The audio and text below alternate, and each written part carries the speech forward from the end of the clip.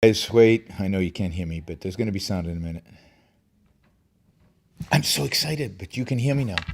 All right, can you hear me now? No sound, no sound, no sound, no sound. There's got to be sound. Sound is coming. Sound is dripping in, slowly seeping through the walls. And now you can hear me. Yes, got it. Excellent. Good. All right, thanks, everybody. Thanks for joining me. I'm, as I said before when you couldn't hear me, I am at OCON 2021 in Austin, Texas. We have some of the attendees here with me live in the room. We got cheering and clapping going on. I don't have much of a topic today, so we'll talk a little bit about the last airplane to leave Afghanistan. We'll talk about that. I've got a story out of NPR, which I think is interesting. But good sound for a conference. Scott, as always, has something,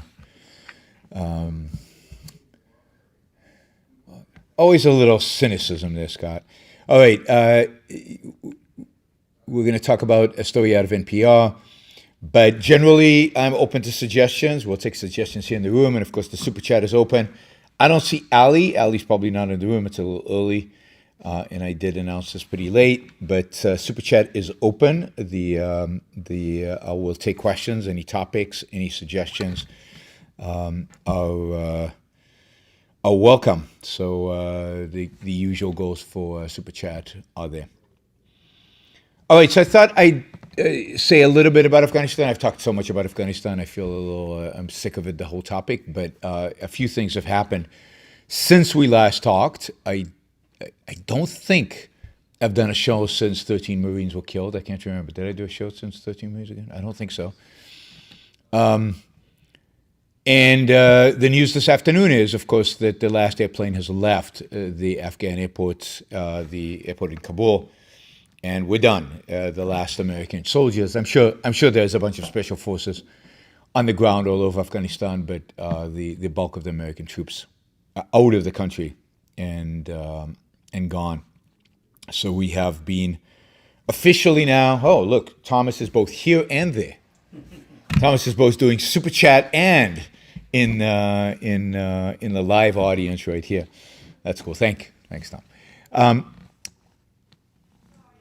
We have now been officially defeated. We have now left Afghanistan with the tail between our legs. We have now. Our last troops have left. The Taliban is in charge. The Taliban has complete control. Well, not complete control, but has control over most of the country. There is a little bit of opposition in the north, where, if you remember, before 2001, there was a Northern Alliance. That area is probably going to resist the Taliban rule for a while. It's not clear the Taliban has enough military strength to take them. So there'll be a small island of non-Taliban rule. I won't say freedom, because I doubt that the Northern Alliance is that free, but there'll be at least no crazy Islamists. I think they're much more pragmatic in their rule up north. To me, it's just the whole thing has been unbelievable. I mean, the idea that the whole setup, the whole way in which this was executed, the pathetic nature of this. I'm waiting to see how many generals actually resign as a consequence. If the commander of the Afghan mission resigns, if anybody in the Joint Chiefs of Staff, or maybe the head of military intelligence is going to resign over this, because this is a massive military failure. It's a political failure, but I don't expect Biden to resign. And I'm not sure I want him, given who's vice president. But it certainly is a massive intelligence failure, a massive military failure, and there should be heads rolling. The fact is that the way this was executed, it just left it completely open for an attack on U.S. troops. It was just a question of who would do it. It could have been it could have been much worse if one of the opposing groups within the Taliban decided to do it. They could have inflicted many, many more casualties on Americans. It could have been Al-Qaeda.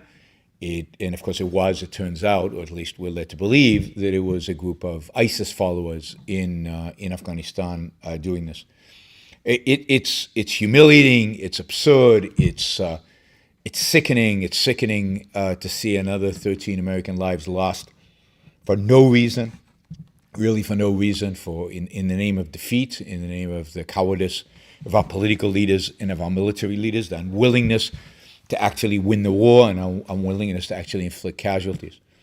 Of course, Biden the next day, like every American president has, we will get them. We're going to, the people responsible for this will pay a price. And they put some, I don't know, aircraft or drones into the air and killed the leader of ISIS the next day. One of the things you should think about is if the U.S. military knew where the leader of ISIS was living so that within 24 hours they could kill him, or one of the leaders of ISIS, why didn't they kill him before? Why didn't they kill him a week ago, 2 weeks ago, a month ago, 3 months ago? Why wait until he actually killed 13 Americans before you kill him? If the military intelligence, and I believe they knew where ISIS is, they know this kind of stuff. If we know this, why aren't we actively crushing these people? Because we've given up on the idea of defeating them, we've given up on the idea of winning, we've given up on the idea of defending ourselves. ISIS is clearly dedicated to destruction and the murder of Americans. Well, destruction is too big of a word because they're not going to destroy America, but clearly dedicated to the killing of Americans. And yet, we know where they are. We know who their leaders are. We know where they're hiding, and we do nothing. We just sit back and wait for them to strike us, and then we act. This is the whole problem with the post-Bush conception of the war on terrorism, that is primarily, almost dominantly reactive. We wait for them to kill some Americans and then we do something. And it was the problem before 9/11. Bush had the right idea in the sense of taking the war to the enemy, but just a disaster in executing, and his inability to understand the fact that this primarily was an ideological war, and we lost the ideological war a month after 9/11 when Bush celebrated the Ramadan in the holy Muslim month at the White House a month after 9/11, which was a major travesty in my view. So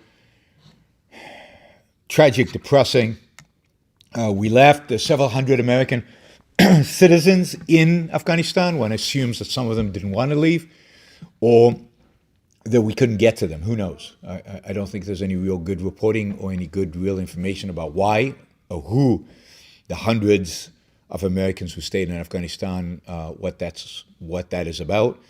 But clearly we didn't evacuate all American citizens. Again, hard to tell whether that was their choice or our choice. And then, of course, there are the thousands, maybe tens of thousands of Afghans who helped Americans, who assisted the Americans, and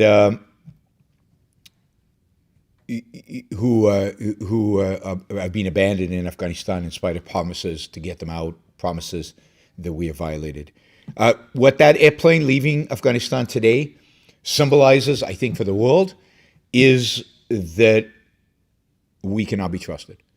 I think it's that, we will not stand by our word, we, i.e. America, that if you're an ally in the U.S., don't count on its support. You're on your own. We're not gonna fight to protect you. If push comes to shove, we will abandon you, just like we abandoned our South Vietnamese allies in Hanoi in 1974. We will do the same thing. We are doing the same thing now, and we're likely to do the same thing in the future. America is weak. America will not fight, will not defeat its enemies, will not support its allies. I'm glad the troops are out of Afghanistan, so at least none of them die for a lost cause anymore. So in that sense, this is good. But this is not how it should have ended. This is not the right thing. Given who we have as leaders, but it's not just our leaders, it's the American people, given the philosophy of the American people, given the willingness of the American people to demand victory, or the lack of that willingness, at least we're out of there. At least kids are not going to die for nothing. Now, there are consequences of this, and that is that it would be shocking if Afghanistan does not become a center of terrorist activity. It'll be shocking if training bases for terrorists to strike against American interests around the world are not developed in Afghanistan over the next decade or two. It'll be, there will be casualties. We're saving some soldiers by going home, but there will be casualties. Those casualties will just be long-term, and they'll probably be civilians, and they'll be elsewhere other than Afghanistan. And a future president will, I can guarantee, evade the cause, evade the consequence, and pretend, and who knows how they'll fight. Who knows how they'll fight that war. Michael asks, where's Anu from? She's from Finland. She's Finnish. Michael says, I hate the obsession with optics rather than truth. Yes, I mean, all this is about optics. It shouldn't be a surprise to you that it's all lies, it's all deceptions, and it's all evasions. Now, how many people in the military and our political class know that they are deceiving us? That is, to what extent is that a conscious thing that they are doing? To what extent are they just evading? They don't want to know the truth, and they tell us what's convenient. To what extent are they being lied to by the military, and they just repeat the lie? But of course, it's still evasion because they could find the truth. It's not like the truth is that hard. But yes, this is all about optics. But the optics here reveal the real truth, right? The optics here are the United States is being defeated, and that's the truth. That's exactly what's That's exactly what's happened, and the U.S. is in retreat. Wow, Michael is asking, okay, do you agree with the statement, a lie has speed, but truth has endurance? Why do lies have any speed to begin with? I mean, sentences like that, I mean, the reason they stick around is because they have some element of truth, but they never, reality is much more nuanced than a statement like that. Some lies have speed. Some lies have endurance. Look at God. God is a big, big, big lie. And it's been around forever, and it's unbelievable endurance. So it depends on the nature of the lie, the nature of the deception, the nature of the falsehood. Yes, ultimately, you'd expect people to discover the falsehood and to fix their ways, but it depends. It depends on the depth of a falsehood and what kind of the incentives are for people to keep hold of it. So these things are almost never straightforward as all lies are this way and all truths are that way. And look at how many truths don't endure. I mean, let's take the truth of Aristotle. Did they endure through the Dark Ages and the Middle Ages? No. I mean, or now you could argue they came back later, so in that sense they endured. But it was touch and go. It was, they could have not come back. Luckily, we had, there were certain people in certain places who preserved Aristotle's writing, where there was the Arabs, where there were some monks in Ireland who preserved some of that writing, but there was no guarantee. So there's no guarantee the truth will endure, as there's no guarantee that lies, will fade after that early period. It depends on the lie, it depends on the culture, it depends on the context. Do you think Alan West will become governor of Texas? I think that would be a good sign. You can probably reach him personally as an advisor. I know Alan West, and I think Alan West knows me. We did something together years and years ago on PJ Media, on PJ TV. I don't know how many of you remember PJ TV, but I used to be a regular on PJ TV.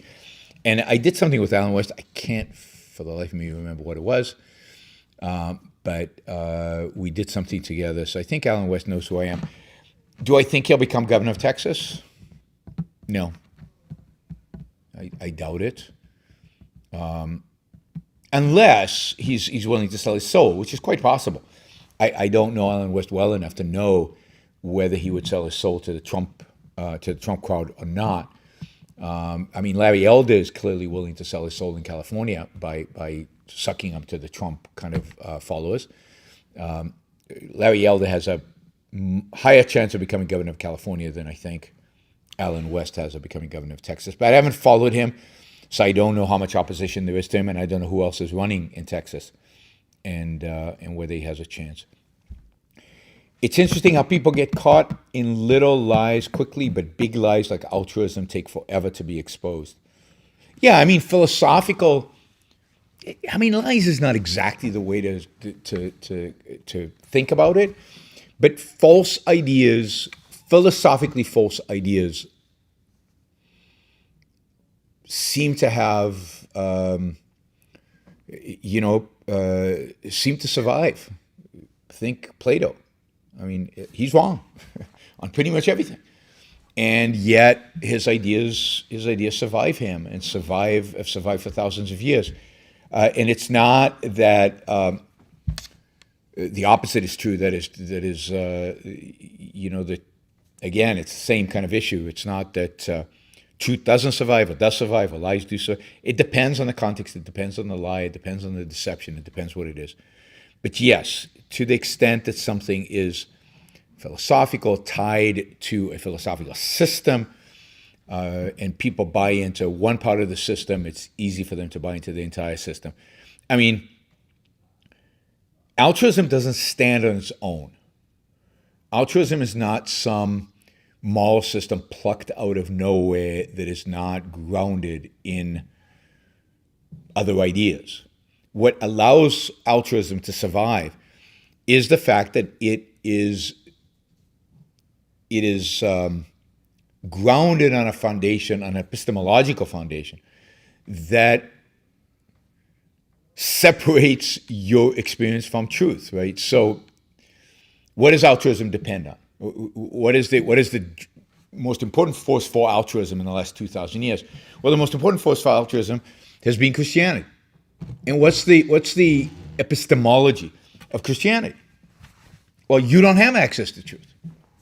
The truth is revealed to you directly. You don't have direct access to the truth. So how are you supposed to discover that it's wrong? How are you supposed to figure that out? So altruism cannot survive without the epistemological foundations that Plato lays out. And those epistemological foundations basically say that you, most of us, don't have access directly through our senses, through our reason, to truth. Only the philosopher kings do, and they only have access to the truth, not through reason as we understand it, not through sense perception. Indeed, sense perception deceives us. Reason deceives us. The real access to truth comes from some form of,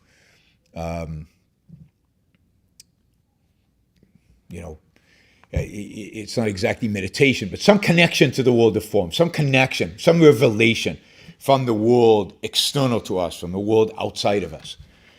Some mental process that is not available to mere mortals, that is only available to the philosopher kings, or is only available to our elites, or is only available to Paul Krugman and the intellectuals, or to whoever the equivalent of philosopher kings happens to be at any given point in time.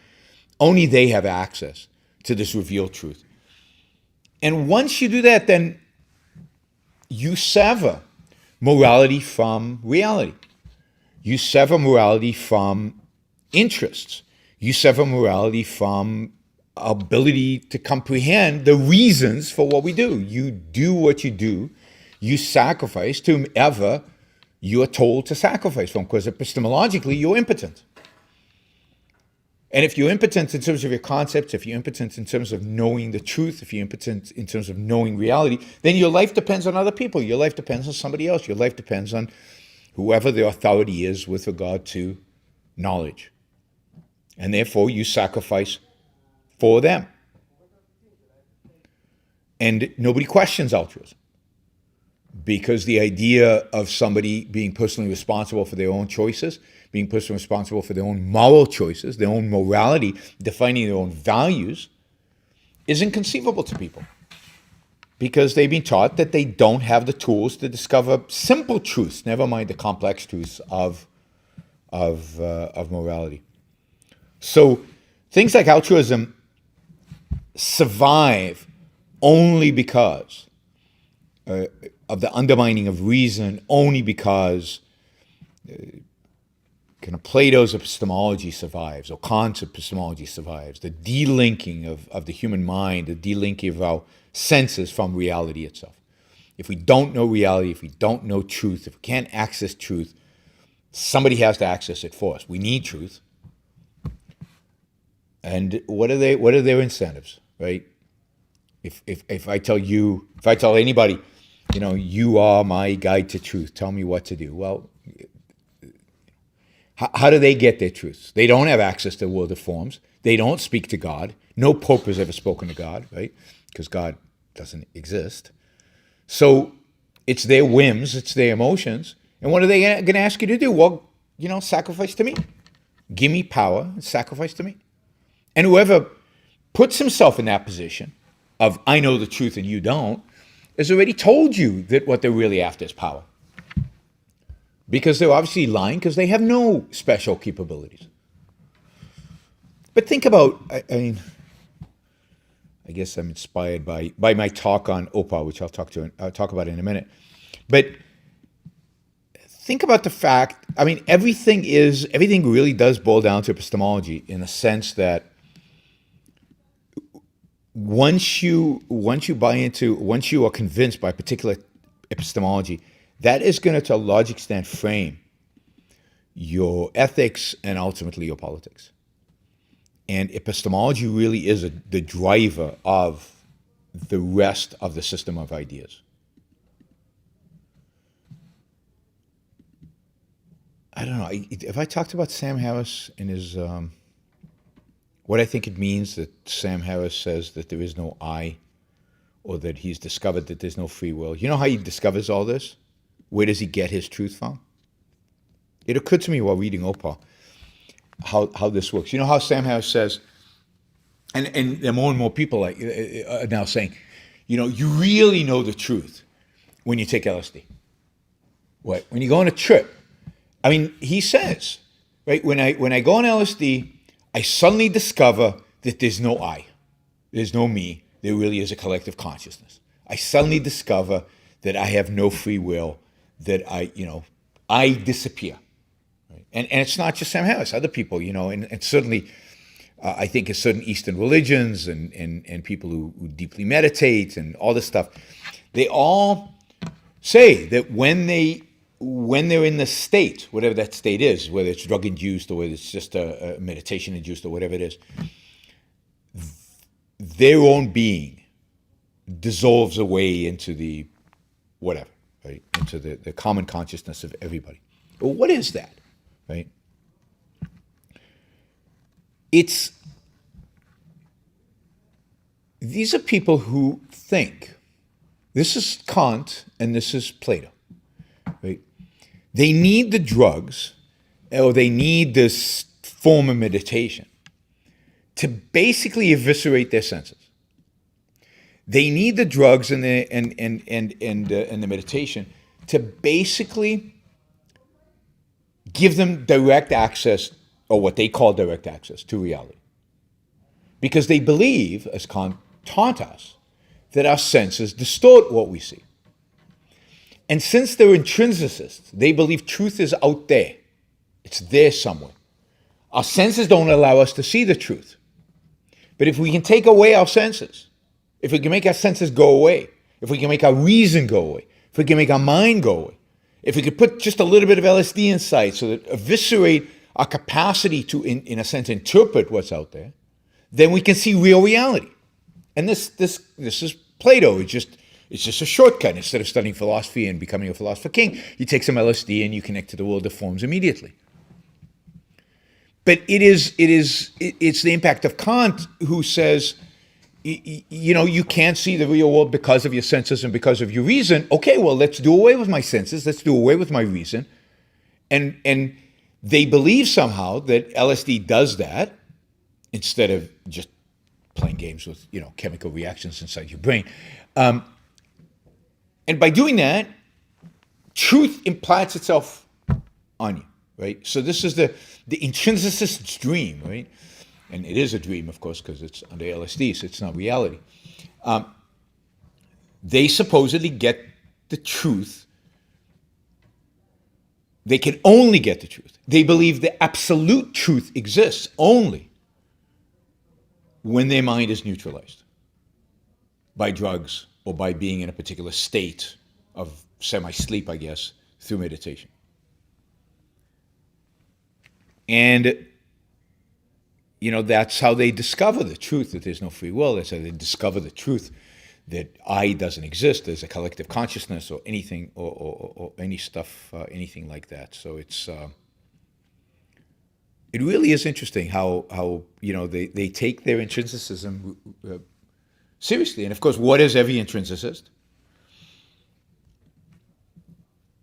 What's the kind of the counter to intrinsicism? It's subjectivism. So there's intrinsicism, subjectivism. But really, there isn't anything like intrinsicism because reality doesn't imprint anything on you. There's no truth out there that, bam, just. So everybody is a subjectivist. I mean, all these people who ignore reason and ignore objective reality. So it's all subjectivism. So what Sam Harris or any of these guys actually discover when they're in this meditative state or when they're taking LSD is just their emotions, just their whims, just their bizarre, sense of whatever. Somebody else takes an LSD trip, sees something completely different. That's their truth now. But it's just subjective. It's just whatever. It's just based on emotion, based on whim, based on whatever your subconscious happens to be offering up to your mind when it's shut down, basically, when it's like a dream state, right? We all dream and have weird dreams, and we don't confuse those dreams for some bizarre reason with reality. There's a dream and there's reality. And LSD is nothing more than a sophisticated, a drug-induced dream, right? A state in which you are basically not in control. Yes, there's no I when you're doing LSD because the control has been neutralized by drugs. But that's not reality. Right? That's fantasy. That's your mind on a trip. It's, as Thessie says, it's just a trip. By the way, LSD, for those of you who don't know, is very popular in Silicon Valley. Microdosing of a variety of different hallucinatory drugs is popular. They actually sometimes do these weekends where a bunch of friends will get together. They'll maybe twice a year, and they'll trip out on LSD for a weekend or something. I don't know what they trip out on, mushrooms or whatever. And it's kind of a thing these days in terms of how you connect to reality, because you take away all this useless stuff like your senses and your mind. That's very distortive, and it shows how Kant's influence is so dramatic. All right, let's see. We got a bunch of questions. For some reason, today is a big question day. All right. Do you think it's rare to be curious? Most people aren't interested in the why. Shockingly, I think it's becoming more rare to be curious. I think the more we are told, the more children are told that what matters is the emotion, that facts, reality, not that interesting or not that important. Again, the primacy of emotion, the primacy of consciousness, in a sense, subjectivism, the elevation of subjectivism, the less curious people are. Because what are you curious about? Curiosity is about reality, what's true. Curiosity assumes that we can discover what's true. Curiosity assumes that what's true or what's in reality is important. And most kids today are taught that what's true and important is what they feel. So I do think there's been in a sense, less curiosity in the world. But there's a sense in which I think that's always been the case. I mean, I don't know. I was a super curious kid. I used to, in those days, there was no internet, right? So I used to read encyclopedias. I just would read it. I would open up an entry and just read stuff because it was interesting. Yeah, Tom says he did the same thing. Yeah, I mean, it was our internet, right? And it was interesting and it was fascinating. It was all this stuff. All the knowledge of the world was in these books, and I used to love just sitting and reading encyclopedias. And I didn't retain much of it in terms of specific memory, but I think it's really helped me in a sense of seeing connections and developing a mind that integrates. Is just when I was young, I accumulated a lot of these facts, and I was super curious. I was always asking why. I mean, think about 2-year-olds and 3-year-olds and 4-year-olds who constantly barrage their parents with why, and how many parents, their response is shut up, stop asking. But it's the most wonderful thing when suddenly a human consciousness awakens to the question of why, and the idea that there are causes, and the idea that there are reasons, and the idea that there's something going on in the world that needs an explanation. I mean, that's a beautiful, beautiful thing. And yes, sometimes it's annoying, granted, unbelievably annoying. And of course, you give the kid an answer at some level, and then they ask the next why, and then the next, and at some point you have to say just because, and it is, because they reach the metaphysical level. And, so, but that's a beautiful thing, and you can see a lot of people crushing that curiosity. But yes, I think people are less curious today than they used to be. But they've always been less curious than I would have expected them to be. I mean, the world, even to this day, I mean, the world is so interesting. I mean, it always amazes me that people struggle to figure out what they want to do in life. In a sense of one career, I understand it because I never knew what I wanted to do. But, like, how can you be bored in the world in which we live? There's so many things to do. There's so many interesting things going on. I mean, if I wasn't doing this, there's a million things I'd love to be doing. There's so many different avenues to discover knowledge today. I mean, that's the beauty of the internet, is you're not depending on other people now to discover knowledge in a way that you were in the past. You don't have to have the wealth associated with buying encyclopedias, which was not easy to get encyclopedias in our day. I mean, my parents could not afford the kind of my curiosity always. Today, all this information, all this knowledge is available to you. I mean, I have piles and piles and piles of electronic books waiting to be read, which I know I'll never read, but I'd like to. But I'm just never going to find the time because it's never going to be the top priority because there are always other things worth doing. I'll read some of them, but I won't read all of them, right? Tom's here and he's a conductor, he's a music conductor. And I don't spend enough time listening to music, nowhere near as much as I'd like to. And there's another priority, but there are other things that are high priority. So constantly choosing between things that are all fun to do. I mean, for me, all interesting, all stimulating, and how can you be bored when all this is going on? There's just too many interests. All right, Dave asks, in regard to the Enlightenment, how did an intellectual movement fundamentally about reason, individual rights, and responsibility grow up in a sea of universal collectivist thought?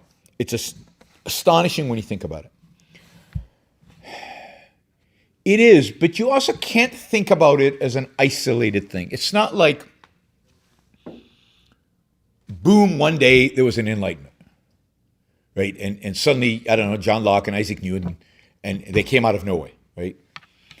And suddenly these ideas of individual rights and reason came out of...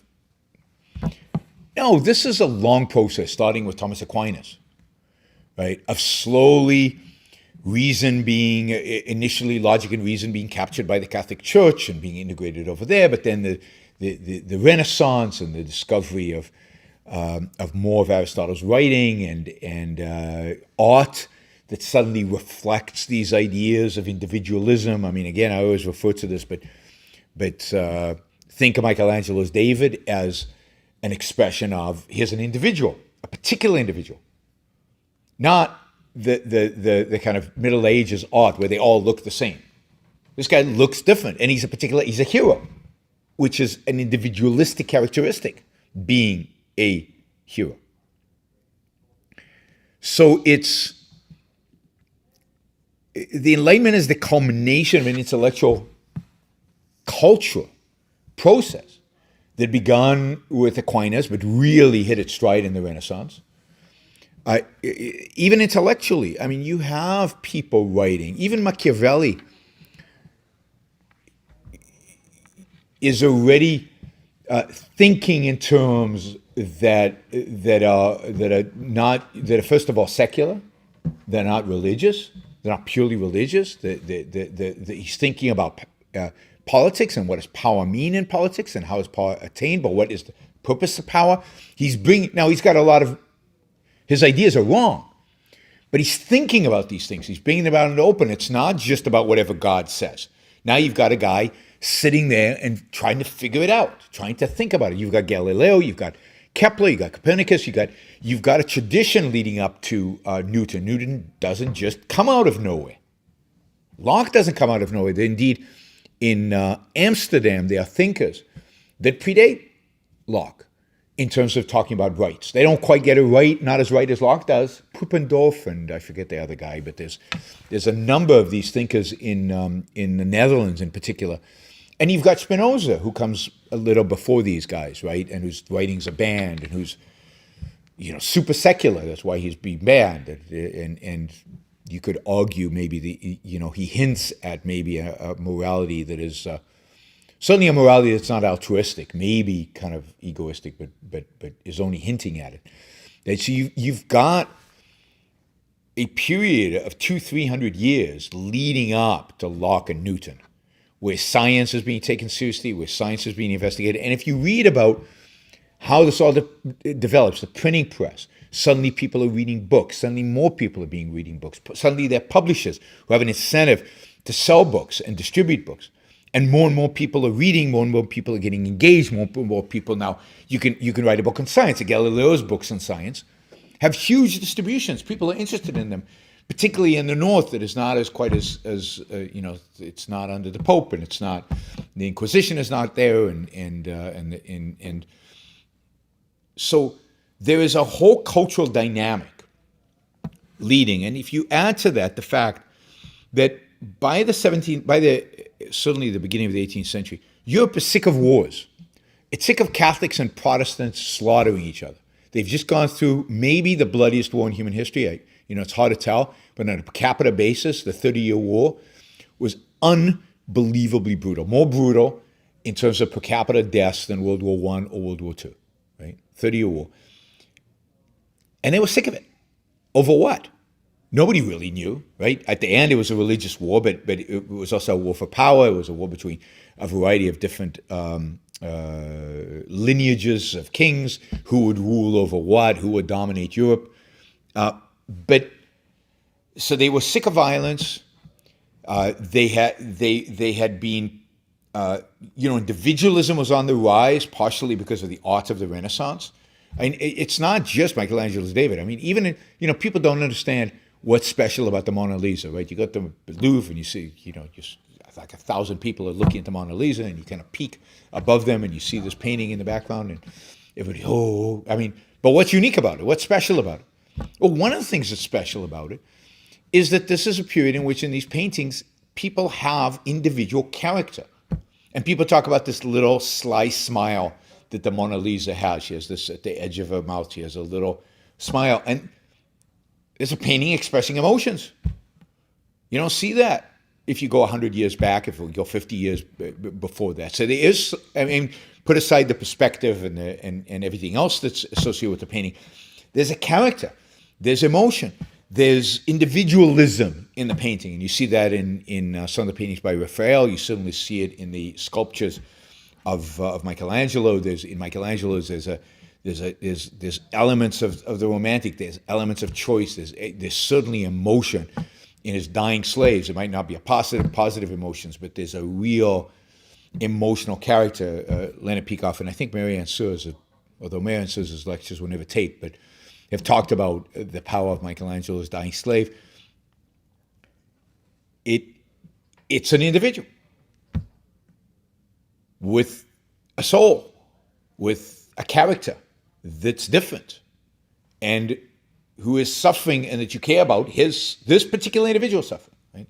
So it's individualism is definitely on the rise throughout the Renaissance and the Baroque and into the Enlightenment, into the 18th century. So you can't view it as coming out of nowhere. It is a slow progression of intellectual, and then you get, if you will, the miracle in quotes of the Enlightenment is that so many geniuses appear all at one time. Now, my contention would be that they're always geniuses, and the reason you sometimes you know about them, sometimes you don't, because if you're in a subsistence farming economy and everybody just farms from sunrise to sunset, and their genius never manifests itself, or they're killed by the people around them because nobody wants to deal with them, or because they're disruptive to society, or the tribe doesn't like them because they're challenging authority, or they're challenging tradition, or they're challenging something, they're burned at the stake. But if you think about the 18th century and the number of just brilliant geniuses that come about writing and engage in stuff, it's amazing. But that's partially because this is a period of relative freedom, but it's a period of relative freedom because of everything that came before that has led intellectually to intellectuals being left alone. So the Catholic Church is now muted. It's not as powerful. The Protestants are basically generally willing to leave people alone because they've rejected this authoritarianism of the Catholicism. They've adopted a different form of authoritarianism, of a king, but the king is less powerful than the church was in terms of his authority, particularly over spiritual matters, right? So again, there's been this political, cultural, aesthetic transition from the Middle Ages, the Dark Ages, the Middle Ages, the Renaissance, leading into the Enlightenment. The Enlightenment is the culmination of the Renaissance, and it's the culmination of Aristotelian thinking. Of course, all this relies on the rediscovery of Aristotle. All right.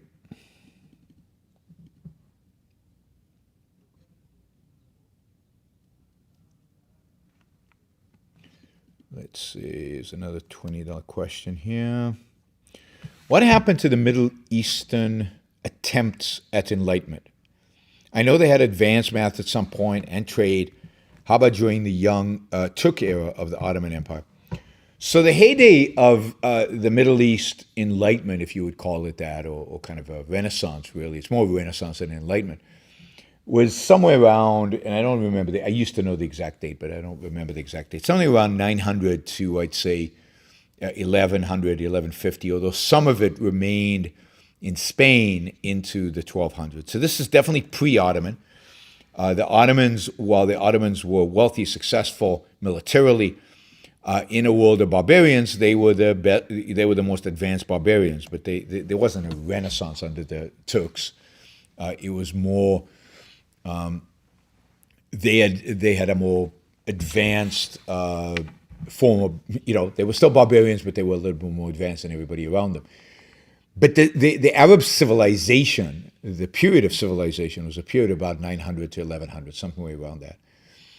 And it was an era in which they had taken over many of the cities that had been part of the Byzantine Empire, particularly around Syria, what today is southern Turkey. And what they discovered when the Arabs invaded those places and took them over is they discovered amazing libraries in Greek. In Greek, they discovered the writings of Aristotle, they discovered the writings of Plato, they discovered the plays, and they started studying them.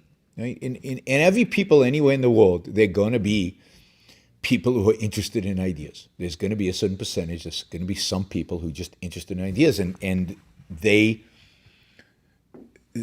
started studying these ideas, and they started discussing these ideas, and they were incredibly powerful. They just basically beaten every army they faced. They had taken over, and you can get a lot of this, by the way, from my history of the Middle East, my short history of the Middle East, which is on YouTube for free.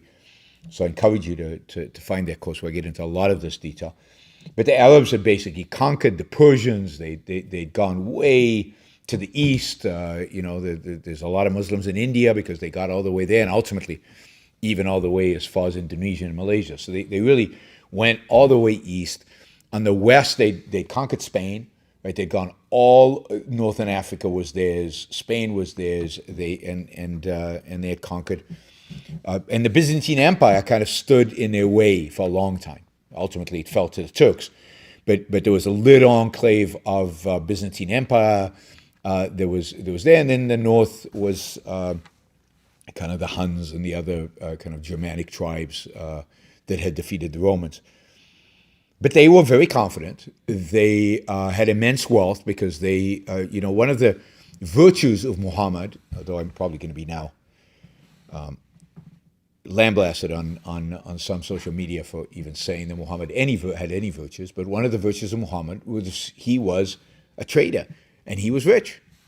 So in Islam, there's nothing against wealth. There's none of this easier for rich, harder for a rich man to get into heaven than a camel to go through the eye of a needle or something like that, right? There's none of that in Islam. Islam is generally pro-wealth, pro-trade. It's anti-money lending, but that's all religions, anti-money lending. But generally, Islam celebrated success and wealth. And as a consequence, certain Muslim scholars started reading Aristotle, reading Plato, reading the Greeks, really getting passionate about these new ideas that they discovered. And a whole generation, several generations, of Arab intellectuals arose out of that period. And, they were scientists and they were the mathematicians. And because they were connected to India, they could bring, for example, the number zero, which had been invented by the Indians, to the Middle East and ultimately into Europe. They invented double entry bookkeeping. They understood the human circulatory system way before. What was the British? There was a British biologist who discovered it. We just learned about this in Yeah. the talk. Yes, I'm sure in the anatomy talk you heard about. But the Persians had this way before that. The Arabs had it way before because they had a civilization that was focused on science and reality, and they had studied their Aristotle, so there was even the pursuit of happiness in it. And for a while, they were translating the Greeks like crazy. They were building massive libraries all over the place, particularly in Baghdad. Baghdad became really the intellectual, cultural center of the world, much richer, much more vibrant, much more intellectual than anything the West had to offer at that period of time. And there was a series of philosophers. I have a book at home with all these Arab philosophers. And the main issue that they were struggling with, the main issue that the philosophers were struggling with, was the question of faith versus reason, the same issue that Aquinas was struggling with just a few hundred years later, the same issue that we're still, in a sense, struggling with philosophically. Faith versus reason. Where does truth come from, right? Is reason the means to truth, or is revelation the means to truth? And this was a hot debate. It went on until, including Maimonides and, many of the Arab philosophers of the time. At some point in Baghdad, there was a philosopher by the name of Al-Ghazali, who was the leading scholar of his time. So he was like the I don't know, the Plato of his time, or the Kant of his time. Not in terms of maybe the genius or the integration, but certainly in terms of influence. And Al-Ghazali was struggling with this question of faith versus reason. And the story is that he went into the desert to contemplate this question for several years. And he came back and he says, I've got the answer, right? And the answer is we have to abandon reason. Truth is all based on faith. I'm sure he meditated in the desert, probably because he didn't have enough water, and he saw the truth. The truth just imprinted itself on his brain. And given how prominent he was and how significant he was, that became the dominant view among Muslim intellectuals during this period. And within, I can't remember what it was, 50 years, something like that, they burnt the libraries. They got, civilization was basically subsiding dramatically in that part of the Middle East. And then was the Mongols. The Mongols showed up in Baghdad. They basically turned Baghdad into a pile of skulls. They killed everybody. And they destroyed the city. They destroyed the libraries. They went on to then fight I think the Egyptians ultimately stopped the Mongols' movement towards the west. But that was it. That was the end of the Muslim Enlightenment, or Renaissance. I think Renaissance is better. It still survived a little bit in Spain, so the Mongols never reached that far west. So Spain remained a vibrant center of intellectual pursuits. I think Averroes was in Spain during this period of time. Ultimately, the Christians learned a lot about Aristotle and Aristotle's writing by slowly conquering Spain and taking their libraries. Those libraries were never burnt. Those libraries were taken over by the Christians. At this point, Christianity was not at the point of let's destroy. Earlier, there have been periods where the Christians would have burnt down those libraries, just like, well, it's not clear that the Christians burnt down the Library of Alexandria, but it's a nice mythology anyway.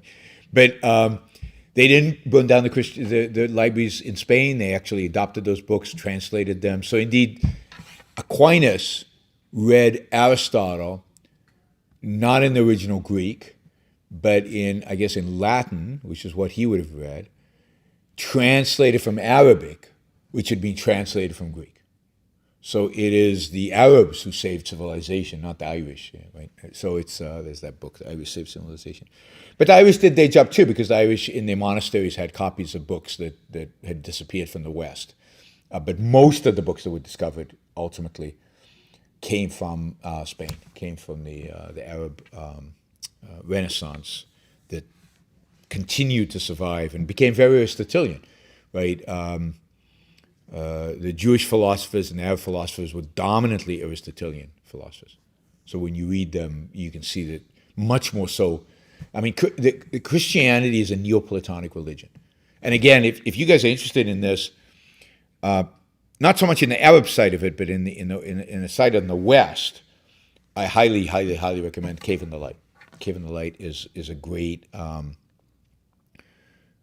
book that has this thread through Western history that is the battle between Aristotle and Plato, and shows the manifestations of Plato and Aristotle throughout the times. I mean, ultimately, he's maybe a little too friendly to Plato, although he's clearly Aristotelian, but I think he assumes there's more in Plato than I think there really is. But it's fascinating. You'll learn history, and you'll learn the influence of philosophy and history. And of course, the whole idea of Plato versus Aristotle.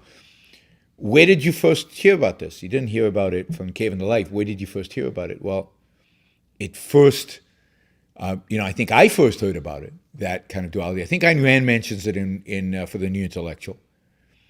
And Leonard Peikoff, the epilogue to OPA. The epilogue to OPA is about Ayn Rand's theory of history. And Ayn Rand's theory of history is that philosophy drives history. And which philosophy drives history? Well, he basically says history is a battle between Aristotle and Plato. The epilogue is brilliant. I encourage you to read it. And then read The Cave in the Light, where he gives you a lot more detail. Leonard kind of just outlines what it looks like. So it's almost like The Cave in the Light took the epilogue from Opa and turned it into a book, right? It's a terrific book that I encourage you to read it. Okay, let's see. Thessie says, thank you for the best recall history lesson ever. Enlightenment, hashtag enlightenment, hashtag the battle. Sure, I don't know if that was the best ever, but Jose says, whenever I read a chapter in The Cave in the Light, I am pleased. Good. But yes, I mean, not all the chapters are equally good, but it's excellent. I highly recommend that book. I still haven't finished my second reading of it. I was listening to it and my headphones died, so I sent them off to be repaired. Hopefully I'll get them back. Okay, any other $20 questions? Somebody, Ryan said, great show today. Thanks, Yaron. My pleasure, Ryan. I'm sure I had another. Oh, Ryan, yes, Ryan had another question. He says, reading Opa very slow, letting my mind process. I'm finally understanding primacy of consciousness as a concept and now see it everywhere. Good. I think it is the result of mysticism made subconscious, like a reflex. Is that right? It's hard to tell what comes first. I mean, ultimately, primacy of consciousness has to lead to some form of mysticism, because primacy of consciousness basically, says that there is no objective reality out there, or that we are not capable of observing objective reality, and therefore the reality is created either by our consciousness or by some consciousness. So there is an implicit mysticism in the primacy of consciousness, by whether that is because we learn mysticism and therefore we brought primacy of consciousness, or whether the mysticism is a consequence of the fact that we are primacy of consciousness. It's not clear which direction it goes, right? You could develop, I mean, as an individual human being, you as a child, you first observe, you use consciousness right in the beginning. You have no choice, in a sense. But then at some point, you form a view about the relationship between your consciousness and reality. And I think some people early on form the view of, my consciousness at least should be able to create reality. And this is why people of privacy of consciousness are usually miserable. Because their consciousness is not creating reality, and that frustrates the hell out of them. Their wishes don't become facts, even though they want them to become facts, right? It's like, I never understood religious people who pray and their prayers are never answered, and yet they keep praying, right? They have to be miserable because God's not listening to them, and they never get their wishes. If their wishes reflect their values, they never get them. They never can be happy. And the same with primacy of consciousness. The primacy of consciousness can often start out, I think with certain children, as a frustration about your inability to control reality through your mind.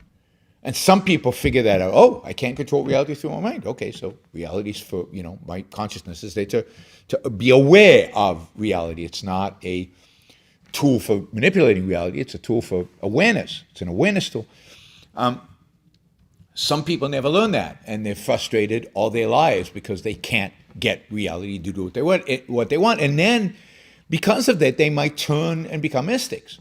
So they might say, yes, my reality can manipulate reality.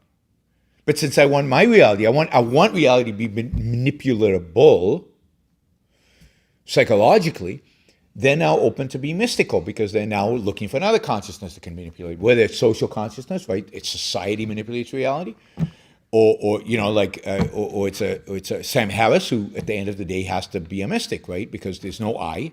So what is there? There's a we. There's a we that controls and makes reality. And there is, it's God, some form of God. But it has to be some consciousness. I've given up on my consciousness being able to manipulate reality. I've figured out that doesn't work. But since I'm demanding that consciousness come from, I become a mystic. Or it could be that they are, when you're young, you're taught that there is a God, and it starts from the mysticism, and then the mysticism necessitates a primacy of consciousness. There's no one path to these ideas. But yes, the mysticism and primacy of consciousness are directly related. They're an expression of the same thing. I mean, one of the things that is amazing in Opa is that he ties the polemics, right, the contrast to objectivism. All the bad ideas basically originate from this intrinsicism subjectivist epistemology, right? From the idea that either truth will implant itself on my brain, it's just, if I just make my brain passive, truth will just appear, or truth is just whatever the hell I want it to be.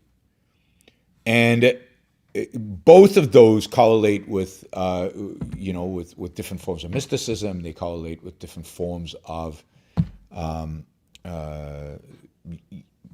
wrong ideas, and most wrong ideas in ethics, most wrong ideas in politics, most wrong ideas are based on this. Almost all wrong ideas are based on this intrinsic subjective dualism. So I highly recommend reading Opa.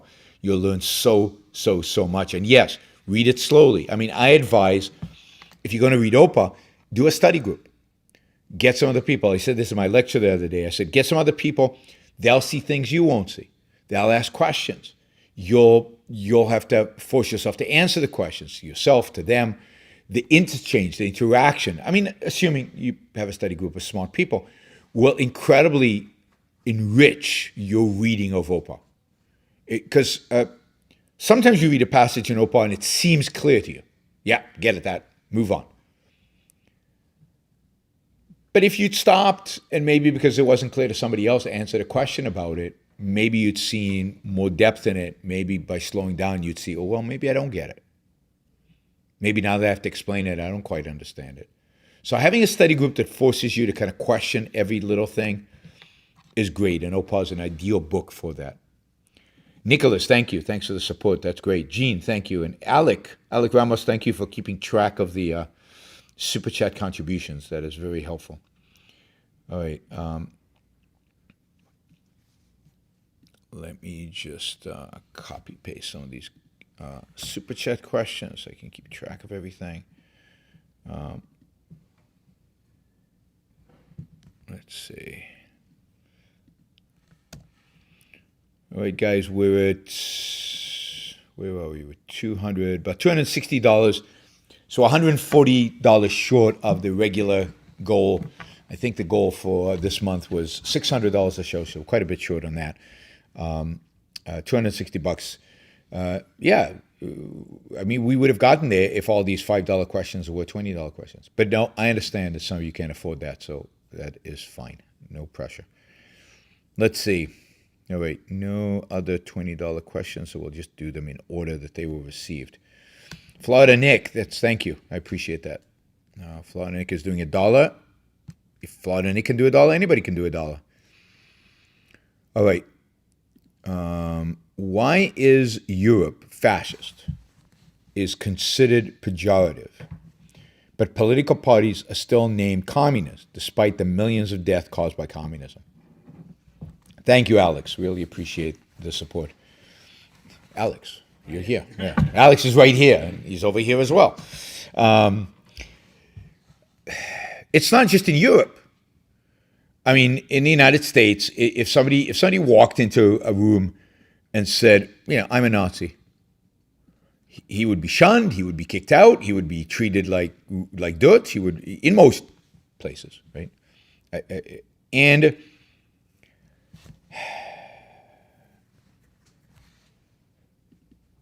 But when it comes to somebody walking into a party, say I'm a communist, people go, oh, interesting. There is clearly, people don't hold the two as the same. And I think it's because culturally, we associate fascism with racism first. And racism, and we associate fascism with authoritarianism. And those are the things that stand out. When fascism is addressed, that's what comes to mind. That's the first thing that comes to mind. Racism and authoritarianism. And we're all against racism and authoritarianism. That is just a given.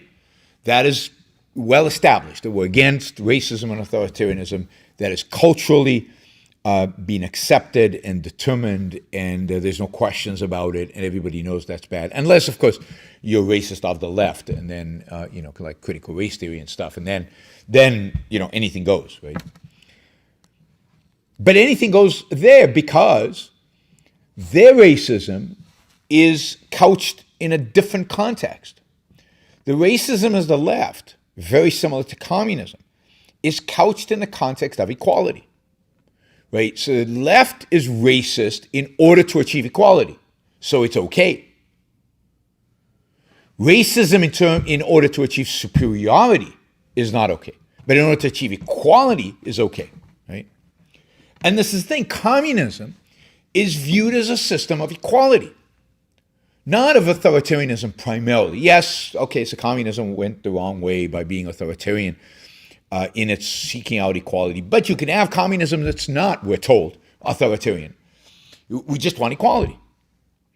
Now, we all know here, I think, and if you don't know, read my book, Equal is Unfair. We all know that equality necessitates authoritarianism. You cannot get equality of outcome without authoritarianism. But they pretend it isn't. And equality is a moral concept that's never been challenged. The goal of equality has never been questioned, other than Ayn Rand.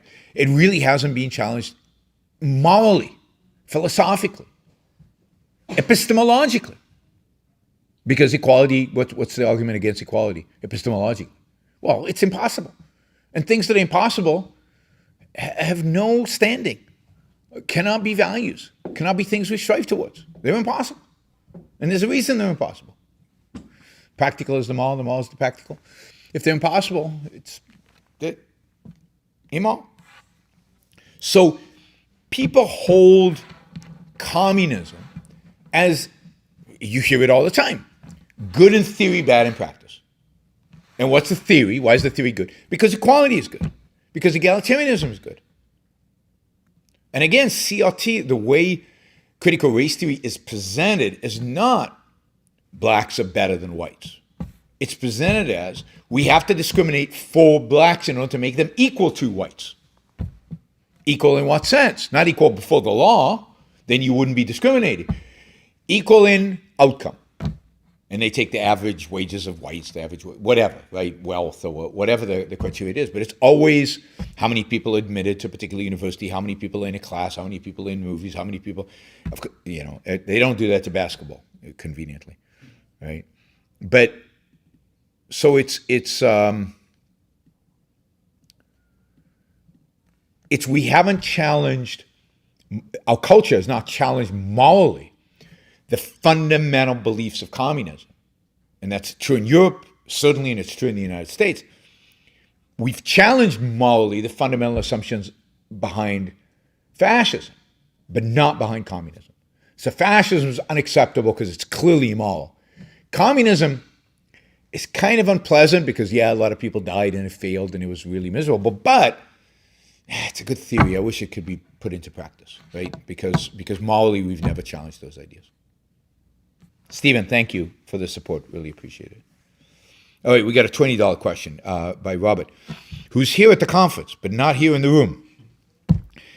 Robert says, I know you're one of the judges in tonight's OCON talent show. Yes, I am. But, God, I can't believe you're asking this, Robert. If you were performing instead of judging, what would be the talent you'd be presenting? I have no talent. I cannot sing. I certainly cannot sing. I cannot play an instrument. What other talents are there? I cannot juggle, right? We have a juggler, not here, unfortunately, because it's hard to get into the United States. Philip is this professional juggler. I cannot do plate spinning. Ryan suggests stand-up comedy. I'm sometimes funny, but it's completely by accident. I'm never funny because okay, now I'm going to do a routine and make you laugh. I don't think I would be good. Maybe, maybe if I really put my mind to it, I could be a stand-up comic, but I don't think so. I don't think I have it. Anyway, so what could I do? I think the only talent I could have, I don't think I'd be very good. That is, I don't think that I would win a talent competition. Because I don't have the talent, but it's the closest thing that I am talented in that fits into this category of talent is probably acting. Do like dramatic poetry reading or something like that. And that's because I'm a public speaker, and that is a form of acting. I tell people when I try to train them in public speaking that it's acting, right? It doesn't matter how you feel that day. You put it all away and you put on a show, and I wish more of our speakers embrace the idea of putting on a show. I think conferences and everything else would be a lot more interesting and a lot more fun, and I think they'd actually convey ideas in a more effective way. I mean, Leonard Peikoff always said that teaching is basically indicating. All you're doing is pointing people in the right direction. You can't actually get in their mind and get the ideas in there. You're pointing them so that they can do the work, and entertaining. And if you don't entertain, you're not really teaching. So I think it would be acting, some kind of dramatic reading. I wish I could do. Problem is I'm very bad at memorization, but I wish I could. There's certain speeches of soliloquies in Shakespeare that I wish I could pull off. That would be fun. I could see myself embracing something like that and enjoying something like that. And it's not, I wouldn't be particularly good, but I wouldn't be horrible. Whereas in everything else, I just don't have any talent. I can't paint, I can't sculpt, I can't write poetry, I can't write a novel. I can't do any of that. I could probably learn how to be a decent actor. That's the best I can think of. Have I ever acted in a play at any point in my life? As a kid, I think. I remember once being in a musical. I was just in the chorus. I think this is probably in third or fourth grade. And, the chorus sings. And at some point, the teacher stopped the chorus and said, "You're on. Just open and close your mouth. Please don't sing. That is my experience with live theater. So I've not tried to sing since then. I was shut down by my teacher. But have I ever been in a play? No, because the other part of it is there's certain things I like. Yeah, I would like to be able to do Shakespeare. Maybe be able to read poetry, do it dramatically and well, partially because I think I would enjoy it, because I find like poetry, if I read it silently, if I got a book of poetry and I'm just reading it, I don't get that much out of it. I have to hear it, right? I have to really voice it to enjoy it. And actually, my favorite poetry is, I enjoy poetry the most, not when I read it. I enjoy the poetry most when somebody's performing it, when somebody's reading it to me. So, but I'm not motivated to be in a play. I find, I hate memorizing stuff. I don't find the idea of acting particularly interesting. It's just the one I would be closest to, I think. Ryan says, talent show, could you do impressions of your favorite commentaries? Contemporaries. Who am I? You mean like, I don't know, Harry Binsway and Leonard Peikoff? No, I could. Yaron doing encore, or others would be great. But I can't do impressions. I have no, in that sense, I probably couldn't be a good actor because I have no ability to put myself in somebody else's kind of, no, so I couldn't do it. It would be funny. But you know what will happen today in the talent show? I don't know if you know this, but we've got Tully. And maybe Raka Ali will show up. He is the MC of the show. And typically in a talent show at OCON, I don't know, something like 50 to 75% of the jokes at my expense. So there will be a lot of imitating me, unless he's intimidated, which is quite possible because I'm usually not in the room when he's making fun of me. So in this case, they might be there. And he'll probably make some fun of my iPhone. He usually does. So there'll be some entertaining stuff about me. I think he also feels safe doing it because he knows that I'm not going to ban him from OCON for doing it, whereas making fun of other speakers is a riskier proposition. And I think he realizes that. All right, let's see. Al asks, a lot of people associate fascism with capitalism as if they were related. I've even heard people say that capitalism without socialism is fascism, showing that they don't understand what either capitalism or fascism are. Absolutely. And this is the problem. The reason they mistake fascism for capitalism is that fascism leaves the illusion of private property. Right? There's an illusion of private property because you still own the stuff, technically, but you're completely controlled. Right? And in that sense, I've always said America is much more fascist than socialist. We live in a country in which we all think we own our homes, but try not paying your property taxes, or try cutting down a tree in your backyard in California, or try doing, turning your home, building another story in your home without permission from the authorities, or even just extending one room without the permission of the authorities, and in some places even changing the plumbing inside your home, which affects nobody without the permission of the authorities. And you suddenly discover that maybe you don't own your home. You own it by permission. That's not ownership. That's fascism. Try running a business and wanting to paying your employees whatever you want to pay the employees and whatever they agree to be paid. No. The government tells you. So fascism is the control over private property, but it leaves the illusion of private property, so people associate with capitalism the system of private property. But that's because they're dishonest, because you should be able to tell the difference between true private property and the illusion of it. All right, Nicholas asks, what is the reason a charitable contribution feel good? Is it just reaffirming an altruistic culture, or is there an innate benefit to doing so for the self-interest? Well, I mean, that depends, right? It depends on who's doing it, and it depends on what charity you're supporting, right? So certainly for many people, charitable contribution feel good because it's a way of appeasing their altruism. It's a way to reduce the guilt feeling, unearned guilt. So there's no question that in some cases it's just altruism. It's a remnant of altruism, and you're reaffirming that altruism by giving by feeling good around the contribution. It doesn't really last that long. But for some people, it's just some charitable contributions would feel terrible because you're supporting your enemies, you're supporting your destruction, and it doesn't feel good. And people do it out of a sense of duty, and it still doesn't feel good.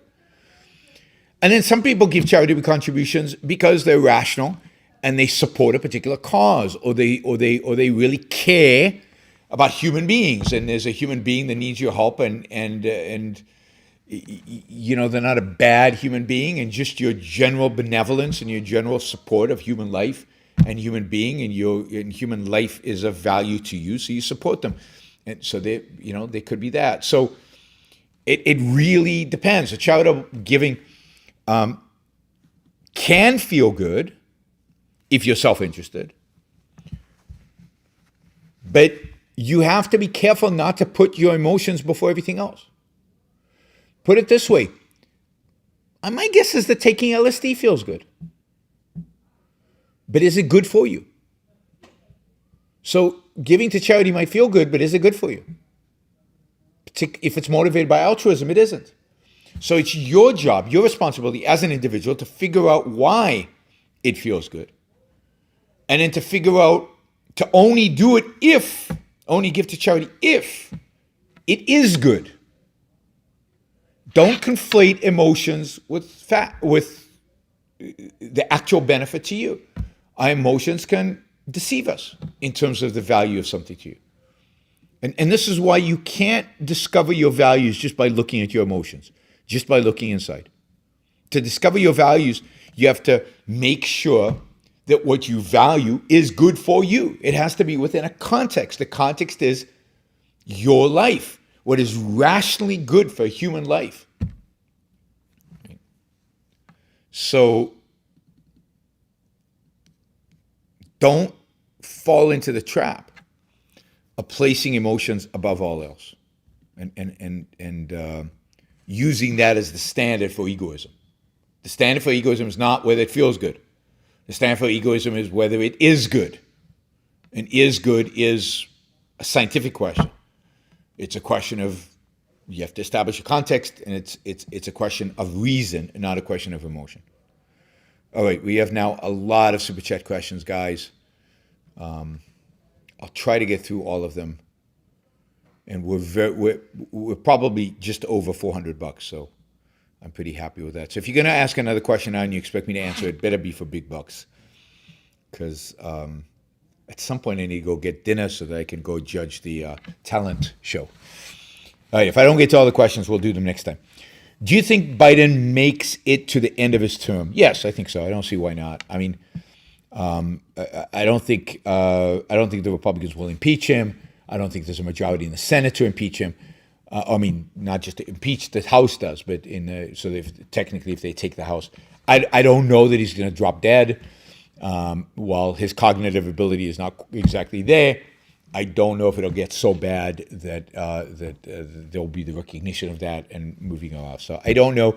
And I have to admit, I don't really care. It doesn't make any difference. Biden or another Democrat replacing him, what's her name, the VP Kamala Harris is not exactly an improvement over Biden. So I don't really care if he makes it or doesn't make it. If he drops dead tomorrow, I won't really care that much. The direction of the country is not determined by whether Biden survives or not. The real question is, I mean, the only political question of importance right now is, can the Republican Party get over Trump? That's the only thing important in politics right now. Can the Republican Party field a candidate who is not a Trumpist? All right, Thessie asks, do you think self-help, New Age spiritual gurus are taking over the altruistic of classic Christianity? I don't think they're taking it over, because it's still true that Christianity, at least in the U.S., is much bigger than the spiritual gurus. But they're certainly supplementing, and they're taking over the secular aspect. So secular altruism is today dominated by the spiritual New Age, all kinds of weird stuff like that, including the Sam Harris so-called rationalism. But at the end of the day, he reveals himself as not being rational in his approach to, I think, drugs and his approach to free will. So yes, they're playing a role. I don't think they're replacing Christianity yet. Sam asked, thought it was reversed. Mysticism, which was dying during the Enlightenment, survived because of altruism, not the other way around.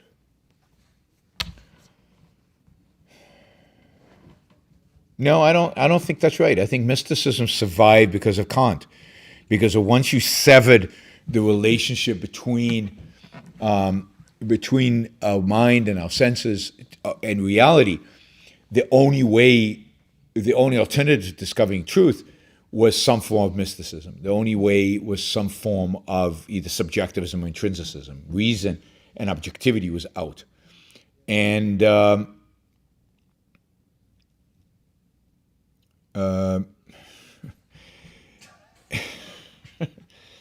Super Chat distracted me. Sorry there, guys. Mitch, I don't know what you're talking about, but I'm distracted. So, no, I don't think mysticism survived because of altruism. I think mysticism survived because of what Kant did to so-called, quote, save reason. By severing reason from reality, he saved mysticism and allowed mysticism to survive. So I think altruism is a consequence of a lack of objectivity, a lack of an objective reality, a lack of objective epistemology. A lack of objective epistemology, and therefore an inability to see reason as reason and reality as the source of morality, and then what is going to be the source of morality? It's either complete subjectivism, or it's some form of mysticism or intrinsicism, which is basically the same thing. Scott asks, Tald offered 3 ideas to spread objectivism: the archives being the place for those into Rand and education, OEC, but being the place for those into Rand and education, but aren't all 3 of those more about servicing those people who are already into Rand?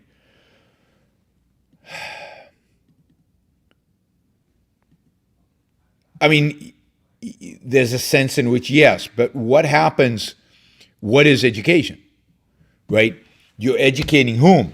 You're educating people who go out into the world. And, people who go out into the world are going to do what?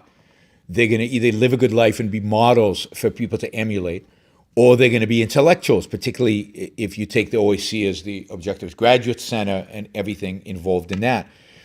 Ultimately, what those intellectuals will do is do the kind of stuff that changes the world. So the goal here is not education as an end in itself. The goal here is education that leads to people going out there and helping change the world. Well, it's Alex Epstein or Don Watkins or me doing what I do, which is trying to influence people who are not just objectivists. Now, on top of that, getting objectivists to be better objectivists and have a better and deeper understanding of objectivism and a more consistent understanding of objectivism will lead them to be messengers for these ideas, to argue with their neighbors better, to argue with their friends better, to be able to convey these ideas in a better way. If we educate people about these ideas, some of them will become artists, and these ideas will manifest in their art. And as I said, the art of individualism came before the philosophy of, the philosophy of individualism was Aristotle, which manifested itself in art in the Renaissance, which manifested itself in ideas in the Enlightenment. And these things feed off of each other, and it's a spiral of knowledge. So these things continue. So you can't view it as education. We're just teaching objectivists and we're just insular. Every one of us is somebody who could do something out there in the world that makes a small difference. And to a large extent, this is a game of numbers. We need hundreds of intellectuals, or hundreds of messengers, hundreds of people conveying an intellectual idea out there in the world. And in that sense, we need thousands, tens of thousands, hundreds of thousands of individuals who are committed to these ideas and know them inside out, who can actually convey in an intelligent way to their neighbors and their friends and their family what it is that they're doing and why they're doing it. Oops, what did I just do? I think I deleted something. I didn't mean to. All right. Jacob asks, how obnoxious were you with all those facts? Anybody know what he's talking about? How obnoxious was I with all those facts? Sorry, Jacob, I'm not sure what you're talking about. Hunter writes, we are in the lower ranks of the military. We in the lower ranks of the military, so Hunter's in the military, are so dissatisfied with the way it is run that we don't bother to climb the ranks and change it. We are perfectly capable. We are just in need of true leaders. I have no doubt. I know that for a fact. You know, everybody I've met who's in the lower ranks of the military not only is capable but is motivated by the right things. The people I've met are motivated by the right things and kind of get it. But the problem is leadership, and the leadership typically, the generals are more educated. They go to grad school. They get corrupted. They are taught altruism. They're taught bad ideas. The people who rise up in the military tend to be political. They tend to be people who are maybe a little afraid of the private sector and going into the private sector, so they stay in the military. It's the less able, in many respects, or the more intellectually oriented who become generals. And in the world in which we are, the more intellectually oriented are the worst, because they're then influenced by really, really bad ideas. Now, West Point is filled with professors teaching garbage.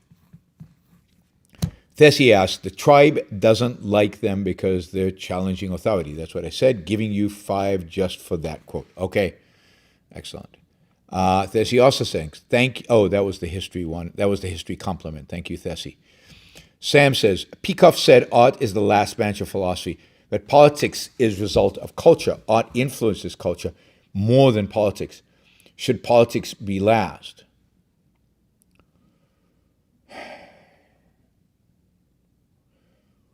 I mean, art is, in a sense, off to the side if you're building a graph of it, right? So it goes metaphysics, epistemology, ethics, politics. That's clear, right? Because it's each one, the causal relationship is clear. In a sense, art is parallel with morality, right? Because art doesn't come from morality, although it serves a certain moral function. But it seems to me not to be caused by morality. Art is caused by metaphysics and epistemology, not by ethics. And its relationship to ethics is one of feeding off of each other. I think art enhances our ability to understand ethics and concretize ethics. And of course, ethics impacts our art. But in terms of resting on art, the art is metaphysical value judgments, right? Metaphysical value judgments, not moral value judgments. So it's much more directly linked to metaphysics and epistemology. And style, of course, in art is related to the way your consciousness works, the way you believe your consciousness perceives reality, as a way of reality. Ayn Rand talks about this in the Romantic Manifesto. So art is directly related. So there's a sense in which it's not a straight line. It's a sense in which there's a straight line that goes causally from metaphysics to politics, and then aesthetics is separate. Aesthetics is kind of to the side, and much more related directly to epistemology and ethics. But I don't get caught up too much on the hierarchy is important. But to say last, I know Leonard says that, but I'm not sure I understand. So I'm with you, Sam. I'm not sure I understand what he means by last in that sense. I view it as a little, I think of it as graphically and it more oriented towards the beginning, metaphysics, epistemology. Jeremy asks, he says, I think that lies have wings is based on a big subset of lies, appealing to audiences' premises, where they spread those that seem to confirm those. Yeah, that's a good observation, Jeremy. Yeah, so lies that have wings are lies that people are already predisposed towards believing. They confirm their deeper beliefs. They confirm their deeper biases. And that's what gives them wings. That's what gives them. So I and you can see that when lies really take off, it's when there's something in the culture, there's something in the people that was already prepped them for those lies.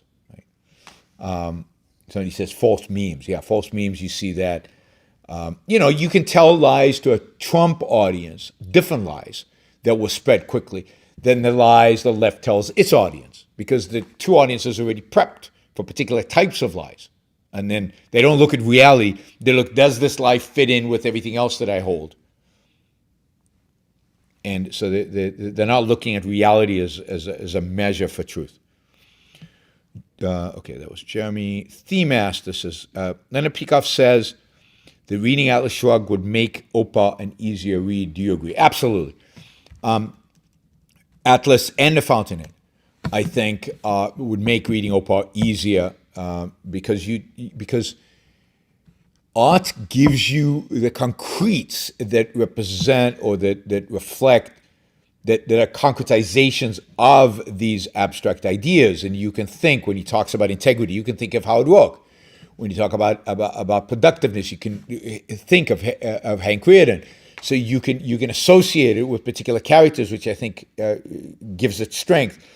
When he talks about certain types of bad epistemology, you can think of storylines within Fountainhead and Atlas Shrugged that convey that type of epistemology, and it makes it easier for you to conceive. Plus, in many respects, I think Galt's speech prepares you for OPA.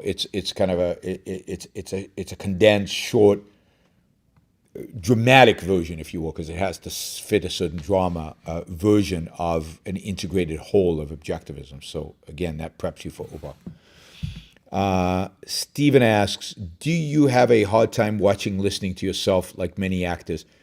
Do you ever listen back to a lecture or show of yours to self-critique or get an audience perspective? I hate listening to myself. I cannot listen to myself. I hate my voice. I hate my accent. I hate what I say. I want to edit myself, post after the fact. I see all the flaws. I see all the problems. So no, I used to. So you can't learn unless you do it, right? So in the early days, I tried to learn what I could, but I don't do it anymore. I don't have the time. I produce too much content. And I've gotten really good at self-monitoring while I speak so that I know when I'm BSing, or I know when I'm wrong, or I know where stylistically I'm wrong, or I know where I've said you all, or any, I just said, I know when I do that, and I kind of make a mental note, don't do that anymore. So it's just as good. So I'm well, maybe not just as good, but it's good enough. So I can't do it. Yes, actors have a hard time watching themselves. I have a hard time watching or listening to myself. Okay, Dean, last question. If Kandinsky could articulate his art rationally and in an objective way, would his art still suck, in your opinion? But he couldn't. I mean, it wouldn't be Kandinsky, right? Kandinsky's the guy who splashes paint on a canvas. It's not an issue of articulating. It's an issue of reality. There's no rational interpretation. There's no reason there. There's no objectivity there. There's just splashing paint on a canvas, which is meaningless. So you can't, if there really was a gremlin under the table right now, would then, gremlins be objectively, what does that even mean? Right? If I could rationally convince you that there's a God, would there be, you can't. It's not, there's no rationality, there's no reality, there's no objectivity there. Could one paint a colored shape on a paper and be an objectivist? Sure. You just don't call it art. I just bought a carpet, right? A carpet to put furniture on, and it has geometric shapes on it, and it's very pretty. And I'm not expecting to put my furniture on a Mona Lisa, right? A carpet serves a decorative purpose, and for decoration, geometric shapes can be very nice. And I could imagine even painting on a wall, splashes of paint, let's say, or something. But it's not art, it's decoration. and it can create a certain mood. It can be pretty in a sense. Not everything that is aesthetically pleasing is art. Don't confuse aesthetics with art. Aesthetics with just something being pretty. Something can be pretty and it's not art. So you could, I don't know, you can listen to a bird sing, right, and say, oh, that's pretty. That's a nice, but it's not music. It's not music, right? So you can paint geometric forms on a thing and they can appeal to you, right? Or you can do a photograph. Photographs are not art for the most part. You could argue about certain types of photography that might be borderline art. But most photography, let's say you like, I don't know, you like the cosmos, right? You can put a drawing or a photograph on your wall of the planets or of the Milky Way or something like that. Cool, pretty. It could even inspire you in a certain sense. It's just not art. So Kandinsky, maybe his color scheme is appealing. I doubt it, because it really is splashes on a paint. But yeah, I mean, certain modern pieces, I look at them and say, yeah, pleasant, nice. I could see it on a carpet. Maybe, you could even put it on a wall if you knew what its purpose was. It's just not art. There's no metaphysical value judgment there. I'm not getting any deep meaning from it. I'm just getting a certain sense of pleasure, right? And pleasure is not art. Sex is not art. People can conflate all these things. Yeah, I know. I mean, it could be done artistically or less artistically, but it just don't confuse. I mean, categories are important, and don't confuse the categories. And we reject. I mean, I know some quote modern art, and I'm saying quote modern art because it's not really art, like sculptures, are really, really, really ugly. They're just ugly, right? They're metal shapes just sticking out. But some are actually kind of pretty, right? Smooth shapes that have a certain, certain sense of movement to them or something like that. Yeah, I mean, I can appreciate them and say, okay, that's pretty. It's just not art. It doesn't mean anything. It doesn't represent anything. It doesn't concretize anything. It's just pretty, just like nature can be pretty and is not art. So again, don't conflate categories. Clarity is important.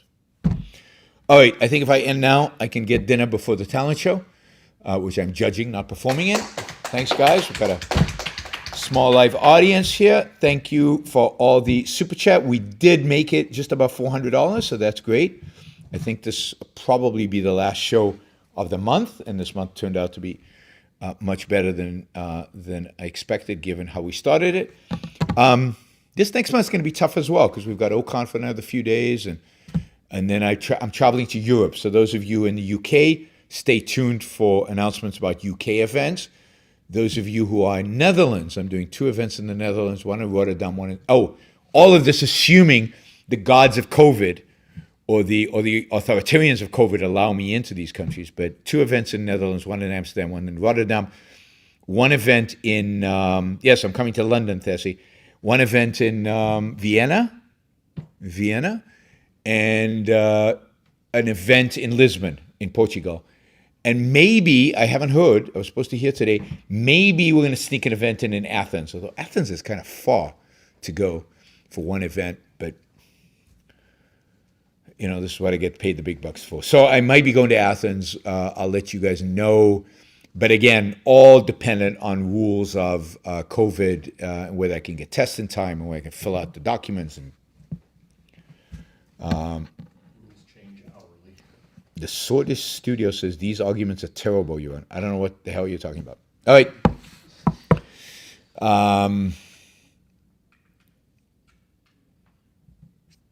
Thanks, guys. Maybe it was about the aesthetics. I have no idea. I don't really care. I will see some of you at the talent show, because I know some of you even watching here on there at OCON, and I will see the rest of you.